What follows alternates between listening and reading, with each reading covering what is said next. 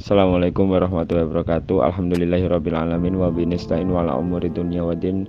Wassalatu wassalamu ala asrofil anbiya'i wal mursalin sayyidina wa maulana Muhammadin wa ala alihi wa sahbihi ajmain, amma ba'd. Yang pertama, marilah kita panjatkan puja dan puji syukur kehadirat Allah Subhanahu wa taala yang telah memberikan kita nikmat, hidayah serta inayahnya sehingga kita bisa berkumpul di perkuliahan sore hari ini.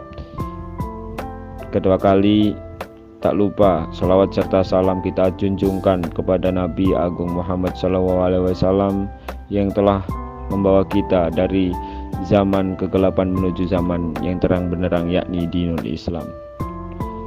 Di sini saya akan mempresentasikan bersama teman saya, yaitu Nita Widyaningsih. Presentasi pertama akan dibawakan oleh Mbak Nita Widyaningsih.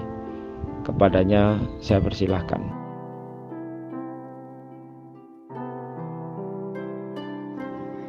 A. Histori kekerasan berasaskan ayat-ayat Al-Quran. Teks keagamaan umat Islam yang multitafsir menjadikannya ditafsiri oleh berbagai latar belakang penafsirnya.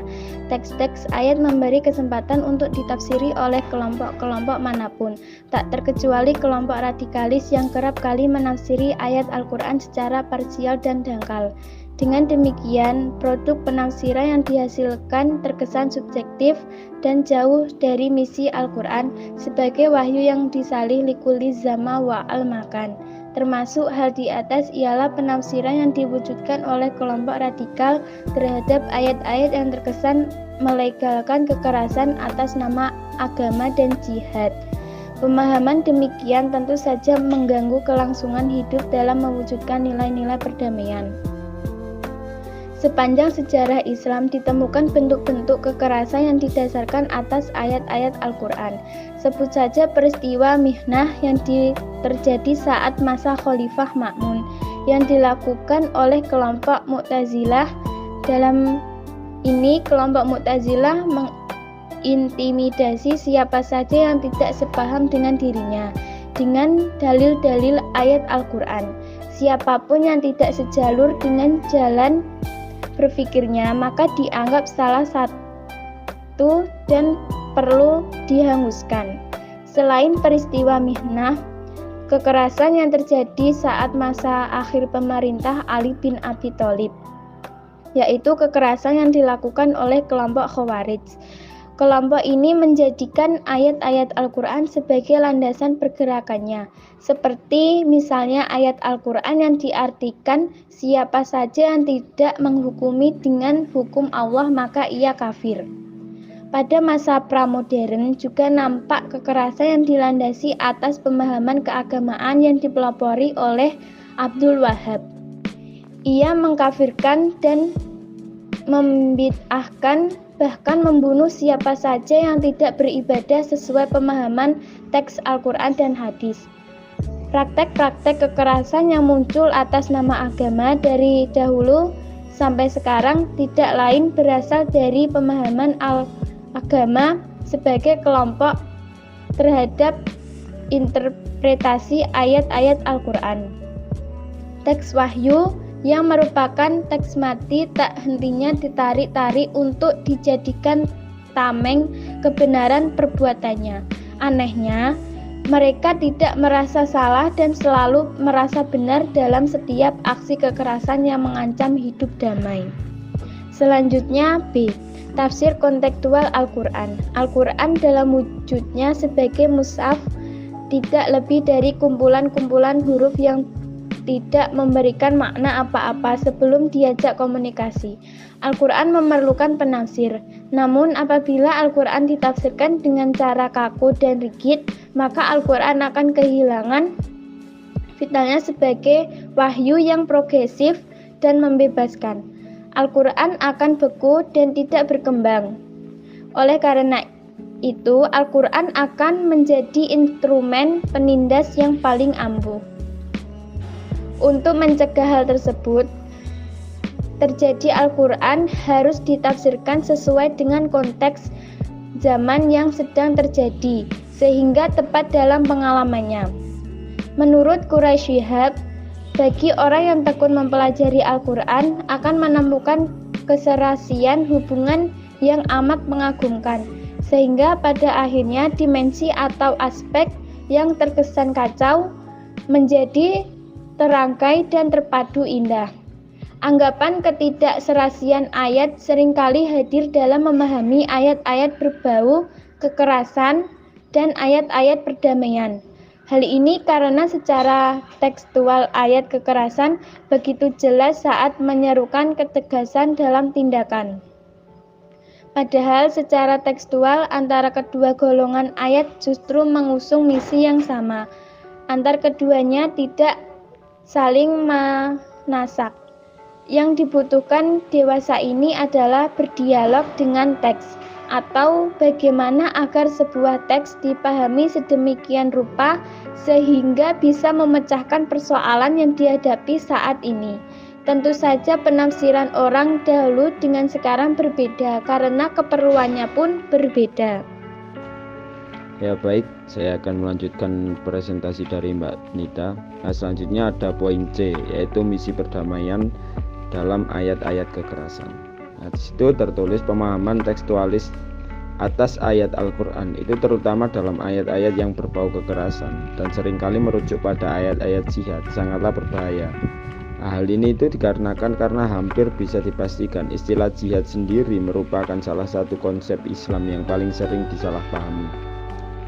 Nah, jihad itu sering diidentikan dengan para ahli baik muslim maupun non muslim itu sebagai perang suci atau bahasa Inggrisnya itu holy war. Nah, ini perang yang melawan orang kafir sebab motif agama. Nah, di antara ayat-ayat kekerasan itu sendiri yang sering kali dimisinterpretasikan serta dijadikan legitimasi oleh pihak yang mengaku muslim itu untuk melakukan tindakan kekerasan ialah surat Muhammad. Nah, bisa dilihat itu.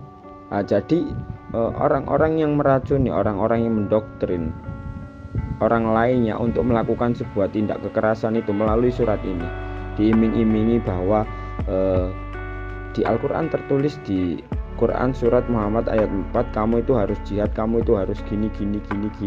Mereka diracuni, dicuci otak sehingga mereka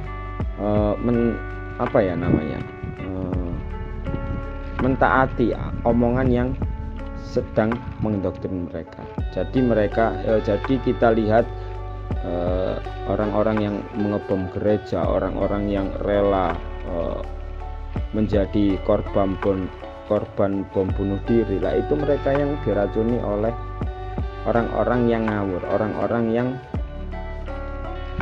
membuat ayat Al-Quran menjadi senjata atau tameng bagi mereka. Kemudian apabila ayat di atas itu dipahami secara sekilas, maka teksnya itu akan diamalkan sebagaimana maksud yang dipahami. Niscaya akan melahirkan kekacauan di muka bumi ini. Seperti yang dipahami bahwa yang disebut orang kafir adalah setiap mereka yang tidak beragama Islam. Menurut Quraisy Shihab sendiri, surat Muhammad ayat 4 ini menawarkan dua alternatif kepada penguasa perang menyangkut tawanan, yaitu yang pertama itu membebaskan tanpa tebusan atau dengan tebusan, membunuh tanpa disinggung dalam ayat ini. Nah, sementara ulama bersepakat dalam menetapkan larangan membunuh tawanan, meskipun ada juga ulama yang memperbolehkannya. Dalam perbedaan pendapat ini, Quraisy Shihab itu lebih cenderung terhadap pendapat ulama yang melarang membunuh tawanan. Nah, kenapa? Karena dalam kaitannya dengan ayat berbau kekerasan ini, pada hakikatnya itu tersirat etika kekerasan dalam isu perang, yaitu etika humanis. Nah, ada tiga etika humanis. Yang pertama itu membunuh lawan dalam peperangan dengan tanpa menyakiti atau menyiksa lebih lama. Jadi seseorang yang ingin kamu bunuh itu langsung bunuh sekaligus. Jangan kayak menyayat kulitnya dulu hingga dia mati perlahan. Nah, itu dilarang, tidak boleh. Yang kedua ada membebaskan tawanan dengan atau tanpa tebusan.